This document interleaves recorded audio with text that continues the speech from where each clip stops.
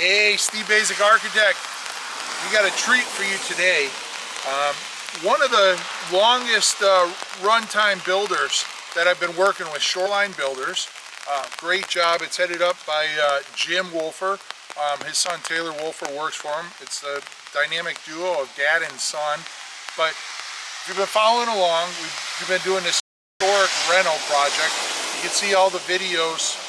You can go back under the playlist of Historic Reno, and we have all the videos of this thing coming together. But we're about to do a quick tour on the outside, and then we're going to jump inside, do a couple quick tours, first floor, second floor. We'll take a look up in the bonus room. There is some exceptional stuff happening in here. Jim and Taylor did just a beautiful job. They're exceptional at what they do. Shoreline Builders out of Situate, Mass. If you're living down here on the South Shore, these are the guys you want doing your job. So without further ado, let's head on over and we'll start the tour. All right, so we're over here at the front of the house. You can see the basic shape of the cape and this wraparound porch we didn't change. We basically just gave it a facelift, a new paint job, a little bit of a cleanup. We did add a couple windows there new to the side. We actually took some of the old windows and reused them over there, but you can see from this corner here, pretty much it has remained untouched. And if you've been following along here, you'll understand we're in probably one of the strictest historical commission locations in the United States. Like, the governing control of the Historic Commission down here is absolutely quite incredible.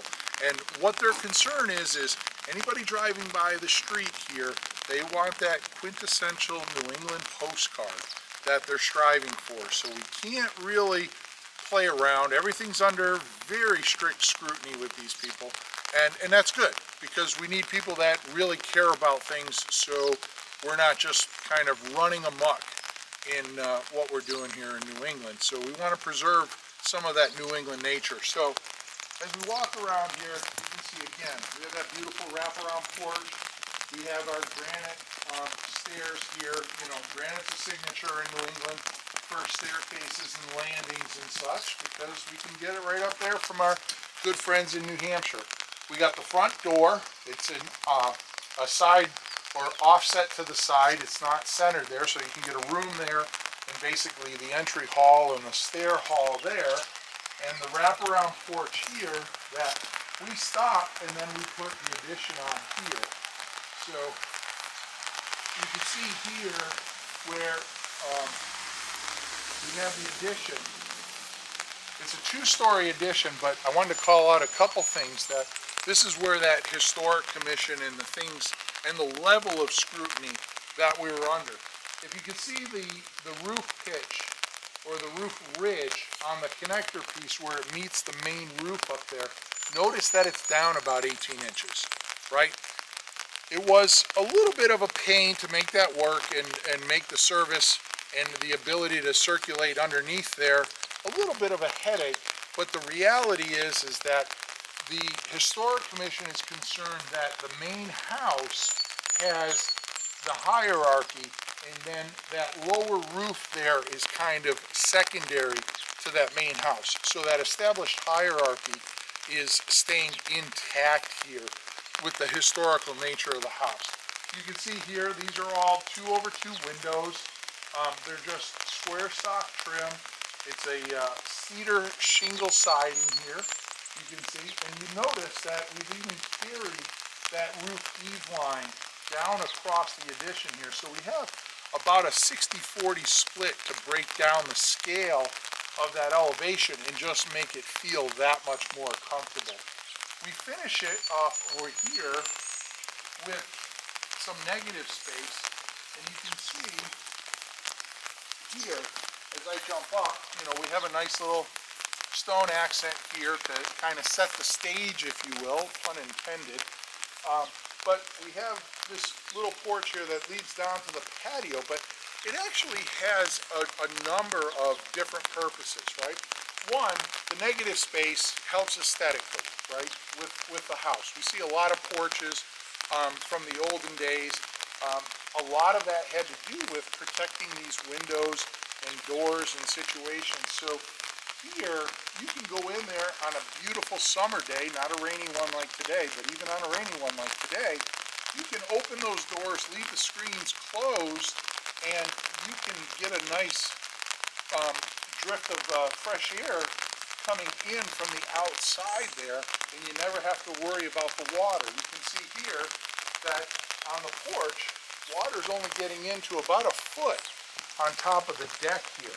So it becomes a really highly protected environment, as well as if you want to come out here, sit down, hang out, and just take in your beautiful gardens, you have that option too. The other thing that I wanted to point out here is, notice here we have square columns, but notice on the porch over there we have round turned columns. Now, some of you might sit there and say, well, why didn't you match? The Historic Commission isn't really concerned about everything matching, and in fact, they don't want everything matching.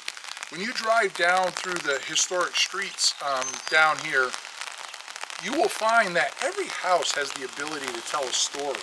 Like, there's the main house, and then there's an addition, and then there's an addition to the addition. So there's a storyline that goes with the houses. And with that storyline comes changes. So not everything wants to be exactly matching the original, right? So they want to be able to tell the story, but they want to pay homage to the historical events of the original house and the historical components of the original house. But they also want to have a few changes in it, like going from the round columns to the square columns here. They actually applauded that effort, not criticized it. So the stairs here come down off to the side, because rather than have a big patio there that we had to build up, we had this beautiful inside corner here where you can see we have our bluestone down, we got our fire pit, our grilling area, we have our beautiful wraparound window to the kitchen there. We'll see that from inside. You can see our granite happening there, steps up, and then we have our access to the mudroom, let the dog out.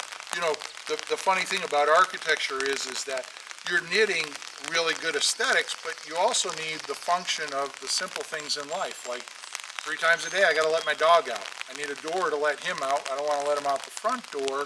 So there's all kinds of little things like that that, you know, we have to knit into the project. And then of course, this finishes off with, you can see the 2-story structure here. And again, it's broken up. We have that roof line across there that matches what we're doing over here. And that gets us a beautiful bonus room that we have access to from the inside. And it gives us a nice oversized 2-car garage in there. Now, one of the other things I wanted to point to, you can see here, there's some quirkiness in where those roofs come together. Now, I know some of you might sit there and criticize and say, hey, Steve, I mean, couldn't you have done a job where that stuff got knitted together a little better and aligned a little better? But the reality is, remember what we're talking about here. The Historic Commission and just that historic perception is that things got added to things that got added to the original house.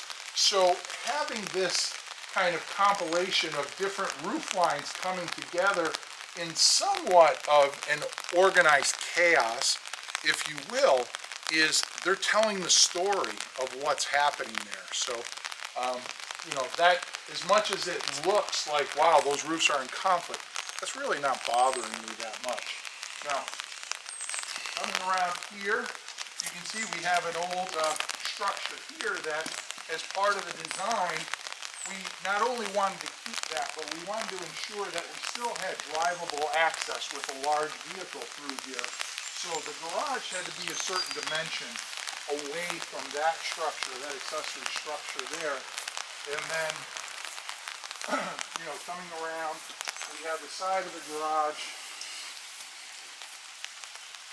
And then ultimately here, we have the front of the garage. You know, one of the things I also like is, I don't know about you, but I really love the round downspouts, not those square fluted ones that you see around all the projects.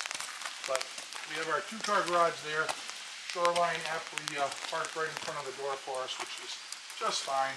But we also have that secondary entrance for guests here, or if you drove up and parked your car in front of the garage door, you can run in there.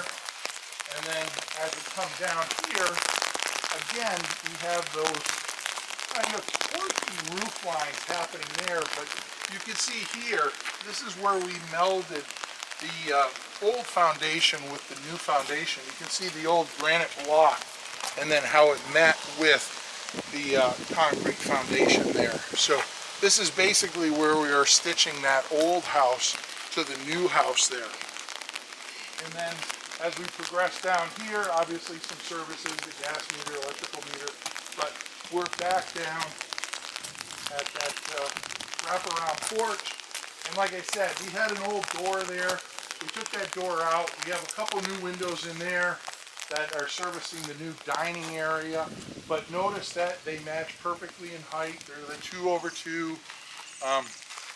So from the street there, we're getting that same look that the Historic Commission is desiring. But anyways, that brings us full circle around the front here. I come around here and we can get you that nice big wide shot of what's happening there. You can see that house behind me, but this is pretty much it. The house has been turned over. The homeowners are living in it. Shoreline Builders has got a few little tidbits, but let's go inside. We'll take a tour. There are just some exceptional things happening inside, so very excited. Anyways, I'm Steve Basic Architect. This is our Historic Reno. That's the exterior tour. Until next time.